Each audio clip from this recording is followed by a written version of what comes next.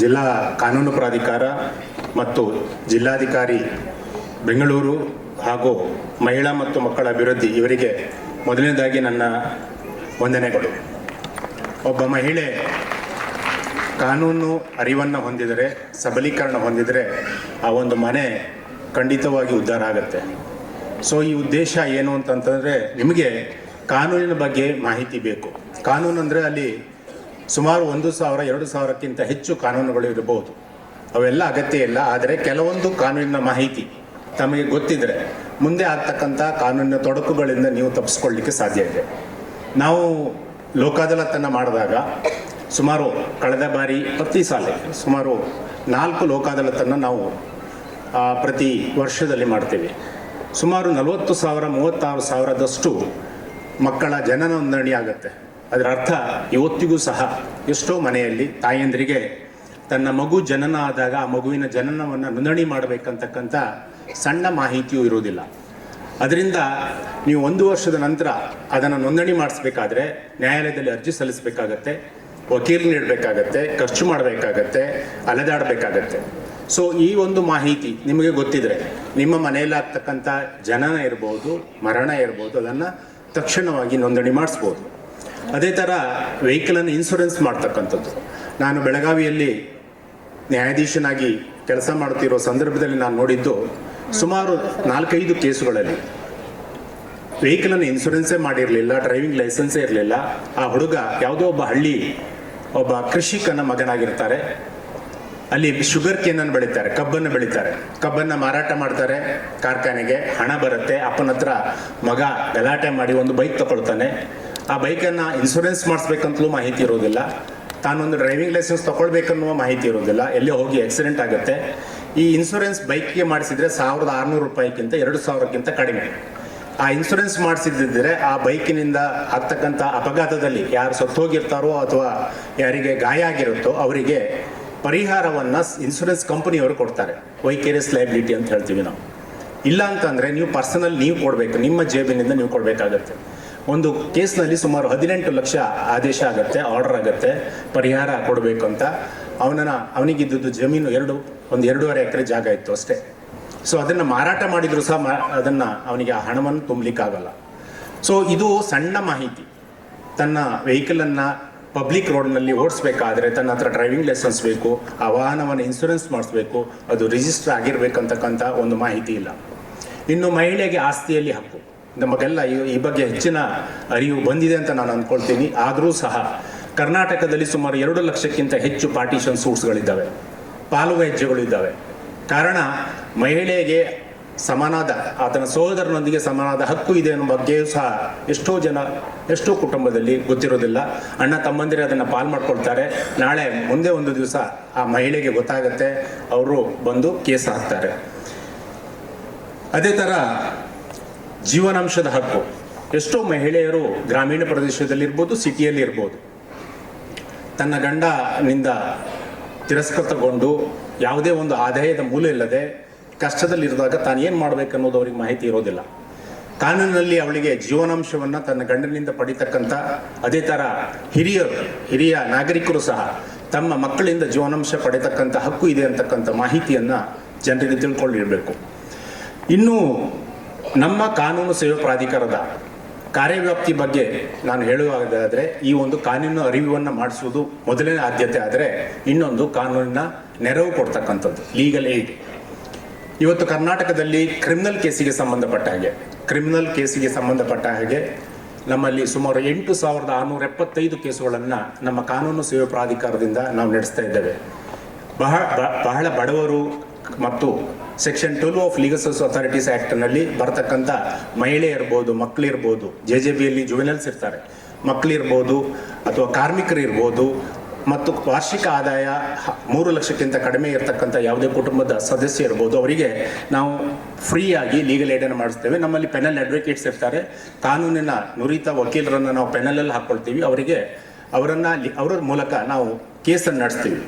ತಮಗೆ ಇದರ ಮಾಹಿತಿ ಇರಲಿ ತಾಯಂದರೆ, ತಮ್ಮ ಮಹಿಳೆಗೆ, ಪ್ರತಿಯೊಬ್ಬ ಮಹಿಳೆಗೂ ಫ್ರೀಯಾಗಿ ಲೀಗಲ್ ಏಡನ್ನು ಕೊಡಲಾಗ್ತದೆ.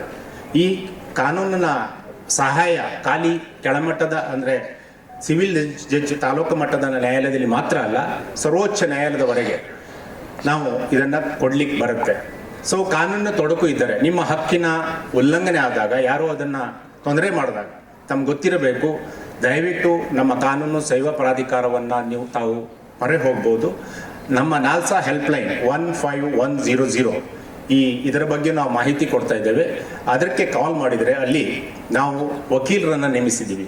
ಪ್ರತಿಯೊಂದು ಜಿಲ್ಲಾ ಕಾನೂನು ಸೇವೆ ಪ್ರಾಧಿಕಾರದಲ್ಲಿ ಮತ್ತು ನಮ್ಮ ಕಾಲ್ಸಾ ಸ್ಟೇಟ್ ಅಥಾರಿಟಿಯಲ್ಲೂ ಸಹ 2 ವಕೀಲರು ಇರ್ತಾರೆ. ರೌಂಡ್ ದ ಕ್ಲಾಕ್ ಅವರು ಆ ಒಂದು ಕಾಲ್ಸ್ ಏನು ಬರ್ತವೆ ಅದನ್ನು ಅಟೆಂಡ್ ಮಾಡ್ತಾರೆ, ಸರಿಯಾದ ಕಾನೂನಿನ ಮಾಹಿತಿಯನ್ನು ಕೊಡ್ತಾರೆ. ಮತ್ತು ತಮಗೆ ಲೀಗಲ್ ಏಡ್ ಬೇಕಿದ್ರೆ, ಕಾನೂನಿನ ನೆರವು ಬೇಕಿದ್ರೆ ತಕ್ಷಣ ಅದಕ್ಕೆ ಸಹಾಯವನ್ನು ಮಾಡುವಂಥದ್ದು ನಮ್ಮ ಜಿಲ್ಲಾ ಮತ್ತು ತಾಲೂಕು ಕಾನೂನು ಸೇವೆ ಪ್ರಾಧಿಕಾರದಲ್ಲಿ ಮಾಡ್ತಾರೆ. ನಮ್ಮ ರಾಜ್ಯದಲ್ಲಿ ಒಟ್ಟು 30 ಜಿಲ್ಲಾ ಕಾನೂನು ಸೇವೆ ಪ್ರಾಧಿಕಾರ ಇದೆ ಮತ್ತು 149 ತಾಲೂಕು ಕಾನೂನು ಸೇವೆ ಪ್ರಾಧಿಕಾರ ಇದೆ. ಈ ಎಲ್ಲ ನ್ಯಾಯಾಧೀಶರು, ಹಿರಿಯ ನ್ಯಾಯಾಧೀಶರುಗಳು ಇರ್ತಾರೆ. ಅವರು ಅದರ ಮೇಲ್ವಿಚಾರಣೆ ನೋಡ್ತಾರೆ. ಸೊ ಕಾನೂನಿನ ಅರಿವು ಕೊಡುವುದರ ಜೊತೆಗೆ ಕಾನೂನಿನ ನೆರವನ್ನು ಸಹ ನಮ್ಮ ಕಾನೂನು ಸೇವೆ ಪ್ರಾಧಿಕಾರದಿಂದ ಕೊಡ್ತಾ ಇದ್ದೇವೆ. ಇನ್ನೊಂದು ಲೋಕ್ ಅದಾಲತ್, ಇದು ಬಹಳ ಪ್ರಚಾರ ಇದೆ, ತಮಗೆಲ್ಲ ಗೊತ್ತಿದೆ. ಕಳೆದ ಶನಿವಾರದಂದು 13/9/2025 ನಡೆದಂಥ ಲೋಕ್ ಅದಾಲತ್ನಲ್ಲಿ ಕರ್ನಾಟಕ ರಾಜ್ಯದಲ್ಲಿ ಸುಮಾರು 1,11,00,000 ಕೇಸುಗಳನ್ನು ರಾಜಿ ಮಾಡಲಾಗಿದೆ ಮತ್ತು ಲೋಕ್ ಅದಾಲತ್ನಲ್ಲಿ ಸೆಟಲ್ಮೆಂಟ್ ಆಗುತ್ತೆ. ನಿಮಗೆ ಸಂಬಂಧಪಟ್ಟ ಯಾವುದಾದ್ರೂ ವ್ಯಾಜ್ಯ, ಪಾಲು ವ್ಯಾಜ್ಯ ಇರ್ಬೋದು, ಜಮೀನಿನ ವ್ಯಾಜ್ಯ ಇರ್ಬೋದು, ಕೌಟುಂಬಿಕ ವ್ಯಾಜ್ಯ ಇರ್ಬೋದು, ಯಾವುದಾದ್ರೂ ವ್ಯಾಜ್ಯಗಳು ಇದ್ದಲ್ಲಿ ಕೋರ್ಟ್ನಲ್ಲಿ ನೀವು ಹಲವಾರು ವರ್ಷ ಕಳಿಬೇಕಾಗುತ್ತೆ. ಯಾಕಂದರೆ ಕೋರ್ಟ್ನಲ್ಲಿ ಇರ್ತಕ್ಕಂಥ ನ್ಯಾಯದಾನ ವ್ಯವಸ್ಥೆಯಲ್ಲಿ ಸಾಕ್ಷಿ ವಿಚಾರಣೆ ಇರ್ಬೋದು, ಆಮೇಲೆ ಆರ್ಗ್ಯುಮೆಂಟ್ ಇರ್ಬೋದು, ಜಜ್ಮೆಂಟ್ ಕೊಡೋದಿರ್ಬೋದು, ಇದೊಂದು ಟೈಮ್ ತಗೊಳುತ್ತೆ. ಅದ್ರ ಜೊತೆಗೆ ಅಪೀಲ್ ಅಂತ ಒಂದು ಪ್ರೊವಿಷನ್ ಇದೆ. ತಾಲೂಕು ನ್ಯಾಯಾಲಯದಲ್ಲಿ ಆದಂಥ ಒಂದು ಕೇಸಿನ ತೀರ್ಮಾನವನ್ನು ಜಿಲ್ಲಾ ನ್ಯಾಯಾಲಯದಲ್ಲಿ ಪ್ರಶ್ನಿಸ್ಬೋದು, ಜಿಲ್ಲಾ ನ್ಯಾಯಾಲಯದಲ್ಲಿ ಆದಂಥ ತೀರ್ಮಾನವನ್ನು ಹೈಕೋರ್ಟಿನಲ್ಲಿ ಪ್ರಶ್ನಿಸ್ಬೋದು, ಆಮೇಲೆ ಸರ್ವೋಚ್ಚ ನ್ಯಾಯಾಲಯಕ್ಕೂ ಹೋಗ್ಬೋದು. ಹಾಗಾಗಿ ಒಂದು ವ್ಯಾಜ್ಯದ ಸಾಮಾನ್ಯ ಆಯುಷ್ಯು ಸುಮಾರು 25ರಿಂದ 30 ವರ್ಷ ಆಗ್ತದೆ. ಬಿಕಾಸ್ ಆಫ್ ವರ್ಕ್ ಲೋಡ್ ಏನಿದೆ, ಪೆಂಡೆನ್ಸಿಯ ವರ್ಕ್ ಲೋಡ್ ಕರ್ನಾಟಕ ರಾಜ್ಯದಲ್ಲಿ ಸುಮಾರು 22 ಲಕ್ಷ ಕೇಸ್ ಇದ್ದಾವೆ. ಸೊ ನಮ್ಮಲ್ಲಿ ಇರುವುದು 1100 ಜನ ನ್ಯಾಯಾಧೀಶರು. ಅದರಿಂದ ನ್ಯಾಯಾಲಯದಲ್ಲಿ ತೀರ್ಮಾನ ಆಗಬೇಕಾದ ಕೆಲವೊಂದು ಕೇಸುಗಳು ಅದು ನ್ಯಾಯಾಲಯದಲ್ಲಿ ತೀರ್ಮಾನ ಆಗಲೇಬೇಕು. ಕೆಲವೊಂದು ಕೇಸು ಏನಿದೆ, ಈಗ ಕೌಟುಂಬಿಕ ವ್ಯಾಜ್ಯ ಮೊನ್ನೆ ನಡೆದ ಲೋಕ್ ಅದಾಲತ್ನಲ್ಲಿ ಸುಮಾರು 331 ಏನು ಜೋಡಿಗಳಿದ್ದಾರೆ, ಅವರು ಒಟ್ಟಾಗ್ತಾರೆ. ಕೋರ್ಟಿಗೆ ಜೀವನಾಂಶವನ್ನು ಕೇಳಿ, ಡೈವರ್ಸನ್ನು ಕೇಳಿ ಕೋರ್ಟಿಗೆ ಬಂದಂತಹ ಸುಮಾರು 300ಕ್ಕೂ ಹೆಚ್ಚು ಜೋಡಿಗಳನ್ನು ಈ ಲೋಕ್ ಅದಾಲತ್ನಲ್ಲಿ ಅವರಿಗೆ ವಿಚಾರವನ್ನು ತಿಳಿಸಿ. ಯಾಕಂದರೆ ಲೋಕ್ ಅದಾಲತ್ನಲ್ಲಿ ಒಬ್ಬರು ನ್ಯಾಯಾಧೀಶರು ಇರ್ತಾರೆ, ಒಬ್ಬರು ವಕೀಲರು ಇರ್ತಾರೆ. ಅವರು ಅದರ ಬಗ್ಗೆ ಅವರಿಗೆ ಮಾಹಿತಿಯನ್ನು ಕೊಟ್ಟು ಅದರ ಸಾಧಕ ಬಾಧಕಗಳನ್ನು ಜನರಿಗೆ ತಿಳಿಸಿ, ಮತ್ತು ಮಕ್ಕಳು ಅವರಿಗೆಲ್ಲ ಯಾರು ಒಂದು ಕೌಟುಂಬಿಕ ವ್ಯಾಜ್ಯ ಆದಾಗ ತುಂಬ ಶೋಷಣೆಗೆ ಒಳಗಾಗತಕ್ಕಂಥ, ತುಂಬ ಸ್ಟ್ರೆಸ್ಸಿಗೆ ಒಳಗಾಗತಕ್ಕಂಥವರು ಅವರ ಸಣ್ಣ ಮಕ್ಕಳು. ಸೊ ಅದನ್ನು ನಾವು ವಿಚಾರವಾಗಿ ಅವರಿಗೆ ಹೇಳಿದ ನಂತರ ಅವರೆಷ್ಟೋ ಜನ ಒಟ್ಟಾಗಿದ್ದಾರೆ. ಸೊ ಈ ಒಂದು ಲೋಕ್ ಅದಾಲತಿನ ಮತ್ತು ಮೀಡಿಯೇಷನ್ ಇವತ್ತು ಇಡೀ ದೇಶಾದ್ಯಂತ ಒಂದು 90 ಡೇಸ್ ಮೀಡಿಯೇಷನ್ ಡ್ರೈವ್ ಅಂತ ಆಗ್ತದೆ. ಇದೀಗ 6ನೇ ಅಕ್ಟೋಬರ್, ನೆಕ್ಸ್ಟ್ ತಿಂಗಳು 6ನೇ ತಾರೀಕಿನವರೆಗೆ ಈ ಒಂದು ಮೀಡಿಯೇಷನ್ ಡ್ರೈವ್ ನಡೀತಾ ಇದೆ. ಸೊ ತಮ್ಮ ಯಾವುದಾದ್ರೂ ಕೇಸುಗಳಿದ್ದರೆ, ಅಥವಾ ನಿಮ್ಮದೇ ಕೇಸ್ ಇರಬೇಕಂತಲ್ಲ, ನಿಮ್ಮ ನೆರೆಹೊರೆಯವರು ಇರ್ಬೋದು, ನಿಮ್ಮ ಸಂಬಂಧಿಕರು ಇರ್ಬೋದು, ಅವರಿಗೂ ಸಹ ಈ ಮಾಹಿತಿಯನ್ನು ತಾವು ಕೊಡಬೇಕು. ಸೊ ಆ ಕೇಸುಗಳನ್ನು ಅಲ್ಲಿ ಮೀಡಿಯೇಷನ್ ಸೆಂಟರಲ್ಲಿ ಹೋಗುತ್ತೆ. ಕೇಸು ಕೋರ್ಟ್ನಿಂದ ಅಲ್ಲಿ ಕಳಿಸ್ಕೊಡ್ತಾರೆ. ಅಲ್ಲಿ ಒಬ್ಬ ಟ್ರೈನ್ಡ್ ಮೀಡಿಯೇಟರ್ ಇರ್ತಾರೆ. ಅವರು ತಮಗೆ ಆ ಕೇಸನ್ನು ರಾಜಿ ಮಾಡಿಕೊಡೋದಕ್ಕೆ ಸಹಾಯ ಮಾಡ್ತಾರೆ. ಇವತ್ತು 1 ಜುಲೈಯಿಂದ ನಿನ್ನೆವರೆಗೆ ಸುಮಾರು 4,000ದಷ್ಟು ಕೇಸುಗಳು, ಪೆಂಡಿಂಗ್ ಕೇಸುಗಳು, ಸಿವಿಲ್ ವ್ಯಾಜ್ಯಗಳು ನಮ್ಮ ಈ ಮೀಡಿಯೇಷನ್ ಡ್ರೈವ್ನಲ್ಲಿ ಸಾಲ್ವ್ ಆಗಿದ್ದಾವೆ. ಇಲ್ಲಾಂದರೆ ಇದು ಕೋರ್ಟ್ ಮೇಲೆ ಬರ್ಡನ್ ಆಗುತ್ತೆ. ನಾನು ಹೇಳಿದ ಹಾಗೆ ಈ 1,11,00,000 ಕೇಸನ್ನು ನ್ಯಾಯಾಲಯದಲ್ಲಿ ತೀರ್ಮಾನ ಮಾಡೋದಾದರೆ ಈ 1,100 ಜನ ನ್ಯಾಯಾಧೀಶರಿಗೆ ಅದೆಷ್ಟೋ ತಿಂಗಳು ಬೇಕಾಗತ್ತೆ. ಅಂತಹದ್ದನ್ನು ಕೇವಲ 1 ದಿವಸದಲ್ಲಿ ಮಾಡಲಿಕ್ಕೆ ಸಾಧ್ಯ ಆಯಿತು. ಇದು ಲೋಕ್ ಅದಾಲತಿನ ಒಂದು ಒಳ್ಳೆಯ ಒಂದು ಪ್ಲ್ಯಾಟ್ಫಾರ್ಮ್ ಅಂತಕ್ಕಂಥದ್ದನ್ನು ನಾನು ಹೇಳ್ತಾ, ಅದರ ಸೌಲಭ್ಯವನ್ನು ತಾವೆಲ್ಲ ಪಡಿಬೇಕು. ಯಾರಿಗಾದರೂ ಅಂತಹ ಅವಶ್ಯಕತೆ ಇದ್ದರೆ ಅವರಿಗೆ ದಯವಿಟ್ಟು ಇದರ ಮಾಹಿತಿಯನ್ನು ತಾವು ಕೊಡಬೇಕು. ಅದೇ ಥರ ವಿಕ್ಟಿಮ್ ಕಾಂಪನ್ಸೇಷನ್ ಸ್ಕೀಮ್ ಅಂತ ಇದೆ. ಕರ್ನಾಟಕ ರಾಜ್ಯ ಸರ್ಕಾರ ವಿಕ್ಟಿಮ್ ಕಾಂಪನ್ಸೇಷನ್ ಸ್ಕೀಮ್ 2011 ಅಂತ ಮಾಡಿದ್ದಾರೆ.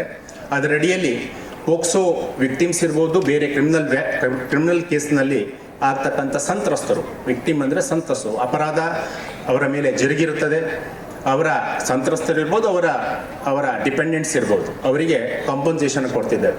ಸರ್ಕಾರವು ಇತ್ತೀಚೆಗೆ ಸುಮಾರು 30 ಕೋಟಿ ಹಣ ಕೊಟ್ಟು ಸುಮಾರು ನಾವು ಆಲ್ರೆಡಿ 350 ಕೇಸುಗಳಲ್ಲಿ ಸಂತ್ರಸ್ತರಿಗೆ ಪರಿಹಾರವನ್ನು ಒದಗಿಸಲಿಕ್ಕೆ ಸಾಧ್ಯ ಆಗಿದೆ. ಇದರ ಬಗ್ಗೆಯೂ ತಮಗೆ ಮಾಹಿತಿ ಇರಬೇಕು. ಯಾವುದಾದ್ರೂ ಅಪರಾಧ ನಡೆದಲ್ಲಿ ತಮಗೆ ಕಾನೂನಿನಡಿಯಲ್ಲಿ ಒಂದು ಪರಿಹಾರ ಪಡ್ಕೊಳ್ತಕ್ಕಂಥ ಒಂದು ಅವಕಾಶ ಇರುತ್ತೆ. ಮತ್ತೊಂದು ಸಣ್ಣ ವಿಚಾರವನ್ನು ನಾನು ಹೇಳಿ ನನ್ನ ಮಾತನ್ನು ಮುಗಿಸ್ತೇನೆ. ಇದು ಬಹಳ ಪ್ರಾಮುಖ್ಯವಾದಂಥ ವಿಚಾರ. ಇದರ ಬಗ್ಗೆ ತಾವು ಪೇರೆಂಟ್ಸ್ ಇದ್ದೀರಿ, ತಮಗೆ ಮಾಹಿತಿ ಇರಬೇಕು. ನಾನು ನೋಡಿದ ಹಾಗೆ ನಮ್ಮಲ್ಲಿ ಫಾರ್ಮರ್ ಜಡ್ಜಸ್ 8 ಜನ ನಿವೃತ್ತ ವಿಶ್ರಾಂತ ನ್ಯಾಯಮೂರ್ತಿಗಳು ಪ್ರೊಬೋನಾಗಿ ಫ್ರೀಯಾಗಿ ನಮ್ಮಲ್ಲಿ ಸರ್ವಿಸ್ ಮಾಡ್ತಾರೆ. ಅಂದರೆ there is 15 NALSA schemes, very important NALSA schemes relating to acid attacked victim ಇರ್ಬೋದು, ಮಹಿಳೆಯರಿಗೆ ಸಂಬಂಧಪಟ್ಟದ್ದಿರ್ಬೋದು, ಮಕ್ಕಳಿಗೆ ಸಂಬಂಧಪಟ್ಟದ್ದಿರ್ಬೋದು, ಆಮೇಲೆ ಪವರ್ಟಿ ಎಲಿವೇಷನ್ ಇರ್ಬೋದು, ಮತ್ತು ಡಿಸೇಬಲ್ಡ್ ಪರ್ಸನ್ಸ್ ಇರ್ಬೋದು, ಮೆಂಟಲಿ ಇಲ್ ಪರ್ಸನ್ಸ್ ಇರ್ಬೋದು, ಅವರಿಗೆಲ್ಲ ಸಂಬಂಧಪಟ್ಟ ಹಾಗೆ ಡ್ರಗ್ ಅಬ್ಯೂಸ್ ಇರ್ಬೋದು. ಇದಕ್ಕೆ ಸಂಬಂಧಪಟ್ಟ ಹಾಗೆ ನಮ್ಮಲ್ಲಿ ಸ್ಕೀಮ್ಗಳಿದ್ದಾವೆ. ಅದಕ್ಕೆ ಸಂಬಂಧಪಟ್ಟ ಹಾಗೆ ಈ ವಿಶ್ರಾಂತ ನ್ಯಾಯಮೂರ್ತಿಗಳು ಅದನ್ನು ನಡೆಸ್ತಾರೆ. ಇದರಿಂದ ಸರ್ಕಾರದ ಜೊತೆಗೆ ಸಂಯೋಜನೆ ಹೊಂದಿ ಸರ್ಕಾರಕ್ಕೆ ಸೂಕ್ತವಾದಂಥ ಮಾಹಿತಿಯನ್ನು ಕೊಟ್ಟು ಅವರ ಸರ್ಕಾರದ ಸಹಯೋಗದೊಂದಿಗೆ ಜನರಿಗೆ ಸಹಾಯ ಮಾಡ್ತಕ್ಕಂಥ ಒಂದು ವ್ಯವಸ್ಥೆ. ಸೊ ನಾನು ನೋಡಿದ ಹಾಗೆ ಇವತ್ತು ತಾವೆಲ್ಲ ಪೇಪರ್ನಲ್ಲಿ ನೋಡ್ತೀರಿ, ಡ್ರಗ್ ಅಬ್ಯೂಸ್ ಅದು ತುಂಬ ಜಾಸ್ತಿ ಆಗ್ತಾ ಇದೆ. ಹಲವಾರು ಪ್ರಕರಣಗಳಾಗ್ತಾ ಇದ್ದಾವೆ. ಇದು ತಾವು ತಾಯಂದಿರಿಗೆ ಇದರ ಬಗ್ಗೆ ಮಾಹಿತಿ ಇರಬೇಕು, ಮಕ್ಕಳ ಬಗ್ಗೆ ಗಮನ ಕೊಡಬೇಕು. ಯಾಕಂದರೆ ಒಂದು ದೇಶವನ್ನು ಹಾಳು ಮಾಡಲಿಕ್ಕೆ ಅಥವಾ ಅದನ್ನು ಸೋಲಿಸಲಿಕ್ಕೆ ಯುದ್ಧ ಮಾಡಬೇಕಾಗಿಲ್ಲ, ಬಾಂಬ್ ಹಾಕಬೇಕಾಗಿಲ್ಲ, ಕ್ಷಿಪಣಿ ಹಾಕಬೇಕಾಗಿಲ್ಲ. ಅಲ್ಲಿಯ ಯುವ ಜನಾಂಗವನ್ನು ಡ್ರಗ್ ದಾಸರನ್ನಾಗಿ ಮಾಡಿದರೆ ಖಂಡಿತ ಆ ದೇಶಕ್ಕೆ ಖಂಡಿತ ಉಳಿಗಾಲ ಇರೋದಿಲ್ಲ. ಸೊ ದಯವಿಟ್ಟು ಇದೆಲ್ಲ ನಮ್ಮ ಜವಾಬ್ದಾರಿ. ನಾವು ನಮ್ಮ ಮಕ್ಕಳು, ನಮ್ಮ ನೆರೆಯ ಮಕ್ಕಳಿಗೆ ಅಂತಹ ಡ್ರಗ್ ದಾಸರನ್ನಾಗಿ ಮಾಡದೇ ಇರತಕ್ಕಂಥ ಮತ್ತು ಅಂಥವರಿದ್ದರೆ ಅವರನ್ನು ಹೊರಗೆ ತರ್ತಕ್ಕಂಥ, ರಿಹ್ಯಾಬಿಲಿಟೇಟ್ ಮಾಡ್ತಕ್ಕಂಥ ಕೆಲಸವನ್ನು ನಾವು ಮಾಡಬೇಕಾಗತ್ತೆ. ನನಗೆ ಬಂದ ಮಾಹಿತಿ ಪ್ರಕಾರ ಕೆಲವೊಂದು ಗೂಡಂಗಡಿಗಳಲ್ಲೂ ಸಹ ಚಾಕ್ಲೇಟ್ ರೂಪದಲ್ಲಿ ಡ್ರಗ್ಸನ್ನು ಕೊಡ್ತಕ್ಕಂಥ ವ್ಯವಸ್ಥೆ ಆಗ್ತಿದೆ. ಈ ಬಗ್ಗೆ ಸರ್ಕಾರವು ಮತ್ತು ಕಾನೂನು ಸೇವಾ ಪ್ರಾಧಿಕಾರದಿಂದ ನಾವು ಮಾಹಿತಿಯನ್ನು, ಸುದ್ದಿಗೋಷ್ಠಿಗಳನ್ನು ಮಾಡ್ತೀವಿ. ಇದರ ಬಗ್ಗೆ ಜಾಸ್ತಿ ಅರಿವನ್ನು ಮೂಡಿಸ್ತಕ್ಕಂಥ ಕೆಲಸವನ್ನು ಮಾಡ್ತಾ ಇದ್ದೀವಿ. ಇನ್ನೊಂದು ಮಕ್ಕಳ ಹಕ್ಕು ಮತ್ತು ವಿದ್ಯೆ. ಸೊ ರೈಟ್ ಟು ಎಜುಕೇಷನ್ ಅಂತಿದೆ. ಸೊ ಮಕ್ಕಳಿಗೆ ವಿದ್ಯಾಭ್ಯಾಸ ಪಡೆಯತಕ್ಕಂಥದ್ದು ಅವರ ಹಕ್ಕು. ಮಕ್ಕಳಿಗೆ ಮಾಲ್ನ್ಯೂಟ್ರಿಷನ್ ವಿಷಯದ ಬಗ್ಗೆ ನಮ್ಮಲ್ಲಿ ಒಂದು ಕಮಿಟಿ ಇದೆ. ಜಸ್ಟಿಸ್ ವೇಣುಗೋಪಾಲ ಗೌಡ ಸಾಹೇಬರು ಅದನ್ನು ಮುನ್ನಡೆಸ್ತಾ ಇದ್ದಾರೆ. ಹಲವಾರು ಅಂಗನವಾಡಿಗಳಿಗೆ ಅವರು ಭೇಟಿ ಕೊಟ್ಟು ಅಲ್ಲಿಯ ಪರಿಸ್ಥಿತಿಗಳನ್ನು ನೋಡಿ ಅದನ್ನು ಉತ್ತಮಪಡಿಸಲಿಕ್ಕೆ ಸಹಾಯ ಮಾಡ್ತಿದ್ದಾರೆ. ಸೊ ಅದು ಬಹಳ ಮುಖ್ಯ ಆಗುತ್ತೆ. ಅದೇ ಥರ ಇನ್ನೊಂದು ವಿಚಾರದ ಬಗ್ಗೆ ನಾನು ಹೇಳಬೇಕಂತಂದರೆ, ನಾನು ಮೊನ್ನೆ ಪೇಪರ್ನಲ್ಲಿ ನೋಡಿದೆ, ಸುಮಾರು 22,000 ಅರ್ಲಿ ಪ್ರೆಗ್ನೆನ್ಸಿ ಕೇಸ್ಗಳು ಕಂಡು ಬಂದಿದೆ ಕರ್ನಾಟಕ ರಾಜ್ಯದಲ್ಲಿ. ಸೊ ಇದು ಸಹ ಭಾಳ, ನೀವು ಯಾವುದೇ ಜೈಲಿಗೆ ಹೋದರೆ ಆ ಜೈಲಿನಲ್ಲಿ 20 ವರ್ಷದ, 19 ವರ್ಷದ, 22 ವರ್ಷದ ಸಣ್ಣ ಸಣ್ಣ ಹುಡುಗರು ಇರ್ತಾರೆ. ಏನು ಕೇಳಿದರೆ ಪೋಕ್ಸೋ ಕೇಸ್. ಅವರಿಗೆ ಕಾನೂನಿನ ಮಾಹಿತಿ ಇರೋದಿಲ್ಲ. POCSO case is very stringent act. ಅಲ್ಲಿ 18 ವರ್ಷಕ್ಕಿಂತ ಕಡಿಮೆ ಇರತಕ್ಕಂಥ ಒಂದು ಮಗುವಿನ ಮೇಲೆ ದೌರ್ಜನ್ಯ ನಡೆದರೆ ಅಂತಹ ಅಪರಾಧಿಗಳನ್ನು ಕೂಡಲೇ ಅವರಿಗೆ ಬೇಲು ಕೊಡೋದಿಲ್ಲ ಮತ್ತು ಕಠಿಣ ಶಿಕ್ಷೆ ಇದೆ. 10 ವರ್ಷ 20 ವರ್ಷಗಳ ಕಠಿಣವಾದ ಶಿಕ್ಷೆ ಇದೆ. Though it is a consent. ಅಲ್ಲಿ ಅವರ ಒಪ್ಪಿಗೆ ಮೇಲೆ ಅವರಿಬ್ಬರು ಓಡಿ ಹೋಗಿದ್ದಿದ್ರು ಸಹ, ಅಥವಾ ಆಕೆ ಪ್ರೆಗ್ನೆನ್ಸಿ ಆದುದಿದ್ರೂ ಸಹ, ಬಟ್ ಕೇಸ್ ಆಗೋದು ಖಂಡಿತ. ಇನ್ನೊಂದು ಏನಾಗುತ್ತೆ, ಇದರಿಂದ 15, 16, 17 ವರ್ಷದ ಸಣ್ಣ ವಯಸ್ಸಿನ ಮಕ್ಕಳು ತಾಯಂದಿರಾಗ್ತಾ ಇದ್ದಾರೆ. ಸೊ ಇದ್ರ ಬಗ್ಗೆಯೂ ಸಹ ನಾವು ಶಾಲಾ ಕಾಲೇಜಿನಲ್ಲಿ ಮತ್ತು ನಿಮ್ಮ ಮೂಲಕ ಜನರಿಗೆ ಮಾಹಿತಿಯನ್ನು ಕೊಡಬೇಕು. ಕಾಲೇಜಿಗೆ ಅಥವಾ ಶಾಲೆಗೆ ಹೋಗೋ ಸಂದರ್ಭದಲ್ಲಿ ವಿದ್ಯಾಭ್ಯಾಸ ಮಾಡೋ ಬಗ್ಗೆ ಗಮನ ಕೊಡಬೇಕೇ ಹೊರತು ಇದರ ಬಗ್ಗೆ ಮಾಡಬಾರ್ದು. ಯಾಕಂದರೆ ಇದು ಟೀನೇಜರ್, ಅದು ಸ್ವಾಭಾವಿಕವಾಗಿ ಆಗ್ತಕ್ಕಂಥ ಅಡಾಲಸೆಂಟ್ ಏಜಲ್ಲಿ ಆಗ್ತಕ್ಕಂಥ ವಿಚಾರ. ಬಟ್ ಅವರಿಗೆ ನಾವು ಸೂಕ್ತವಾದಂಥ ಮಾರ್ಗದರ್ಶನ ಮಾಡಿದಲ್ಲಿ ಎಷ್ಟೋ ಜನರನ್ನು ನಾವು ತಡಿಲಿಕ್ಕೆ ಸಾಧ್ಯ ಇದೆ. ಇದೊಂದು ದೊಡ್ಡ ಪಿಡುಗು ಅಂತ ನಾನು ಹೇಳ್ತೇನೆ. ಅದನ್ನು ನಾವು ತಡೆಗಟ್ಟಬೇಕು. ಇವತ್ತು ಪೋಕ್ಸೋ ಕೇಸ್ಗಳು ಜಾಸ್ತಿ ನಮ್ಮಲ್ಲಿ ಪ್ರಕರಣಗಳು ಆಗ್ತಾ ಇದ್ದಾವೆ. ಇನ್ನೊಂದು ಭ್ರೂಣ ಹತ್ಯೆ ಮತ್ತು ಬಾಲ್ಯ ವಿವಾಹ, ಇವು ಸಹ ಬಹಳ ಅತ್ಯಂತ ಖೇದಕರ ವಿಚಾರ. ಹೆಣ್ಣು ಭ್ರೂಣ ಹತ್ಯೆಯನ್ನು ಮಾಡ್ತಕ್ಕಂಥದ್ದು, ಅದನ್ನು ಡಯಾಗ್ನೈಸ್ ಮಾಡುವುದು ತಪ್ಪು ಅನ್ನುವ ಕಾನೂನು ಇದ್ದರೂ ಸಹ ಎಷ್ಟೋ ಕಡೆ ಆಗ್ತಾ ಇದೆ. ಇದನ್ನು ಸಹ ತಡೆಗಟ್ಟುವ ಬಗ್ಗೆ ನಾವು ಮಾಹಿತಿಯನ್ನು ಕೊಡಬೇಕು. ಬಾಲ್ಯ ವಿವಾಹ ಮಾಡ್ತಕ್ಕಂಥದ್ದು ಇವತ್ತು ಸಿಟಿಯಲ್ಲಿಯೂ ಸಹ ಆಗ್ತಾ ಇದೆ ಅಂತ ನಮಗೆ ಮಾಹಿತಿ ಇದೆ. ಸೊ ಅದನ್ನು ಸಹ ನಾವು ತಡಿಬೇಕಾಗತ್ತೆ. ಇನ್ನು ಪ್ಲಾಸ್ಟಿಕ್ ವರ್ಜನೆ, ಈ ಸಲ ವರ್ಲ್ಡ್ ಎನ್ವೈರನ್ಮೆಂಟ್ 2025ನ ಥೀಮ್ ಬೀಟ್ ಪ್ಲಾಸ್ಟಿಕ್ಕನ್ನು ಯೂಸ್ ಮಾಡ್ತಕ್ಕಂಥದ್ದನ್ನು ನಾವು ಹೋಗಲಾಡಿಸ್ಬೇಕು. ಅದನ್ನು ಮಾಹಿತಿ ಕೊಡಬೇಕು. ತಾವು ಮಹಿಳೆಯರು ಅದರ ಬಗ್ಗೆ ತಿಳ್ಕೊಂಡಿರಬೇಕು. ಯಾಕಂದರೆ ಸಣ್ಣ ಒಂದು ಉದಾಹರಣೆ ಕೊಡೋದಾದರೆ, ಹೋಟೆಲ್ನಲ್ಲಿ ನಿಮ್ಗೆ ಇಡ್ಲಿ ತಂದು ಕೊಡ್ತಾರೆ, ಸಪ್ಲೈ ಮಾಡ್ತಾರೆ. ನಾವು ಇಡ್ಲಿಯನ್ನು ಚಟ್ನಿ ಹಾಕೊಂಡು ತಿಂತೀವಿ, ಬಹಳ ಟೇಸ್ಟ್ ಅಂತೀವಿ. ಬಟ್ ಆ ಇಡ್ಲಿ ಮಾಡ್ತಕ್ಕಂಥ ಸ್ಟೀಮಲ್ಲಿ ಒಂದು ತೆಳುವಾದ ಪ್ಲಾಸ್ಟಿಕ್ಕನ್ನು ಇಟ್ಟು ಅದ್ರ ಮೇಲೆ ಇಡ್ಲಿಯ ಬಂದ ಎರೆದು ಆ ಇಡ್ಲಿ ಮಾಡಿಸ್ತಾರೆ. ಅದು ಪಾಯ್ಸನ್. ಸೊ ಇದ್ರ ಬಗ್ಗೆ ನಾವು ಮಾಹಿತಿಯನ್ನು ಕೊಡಬೇಕಾಗುತ್ತೆ. ನಮ್ಮ ಕಾನೂನು ಸೇವಾ ಪ್ರಾಧಿಕಾರದಿಂದ ಪ್ರತಿ ಜಿಲ್ಲೆಯಲ್ಲಿ, ತಾಲೂಕಲ್ಲಿ ನಾವು ಮಾಹಿತಿಯನ್ನು ಕೊಡ್ತಾ ಇದ್ದೇವೆ. ಈ ಬಗ್ಗೆ ಡಿಟೆಕ್ಷನ್ ಆಗಬೇಕು, ಇನ್ವೆಸ್ಟಿಗೇಷನ್ ಆಗಬೇಕು, ಕೇಸುಗಳು ಆಗಬೇಕು. ಯಾಕಂದರೆ ಜನರ ಆರೋಗ್ಯದ ಬಗ್ಗೆ ನಾವು ಬಹಳ ಕಾಳಜಿ ಹೊಂದಬೇಕಾಗತ್ತೆ. ಈ ರೀತಿ ಕಾನೂನಿನ ಅರಿವು, ಕಾನೂನಿನ ನೆರವನ್ನು ಪಡೆಯಲು ನಮ್ಮ ಕಾನೂನು ಸೇವಾ ಪ್ರಾಧಿಕಾರಕ್ಕೆ ತಾವು ಬರಬೇಕು.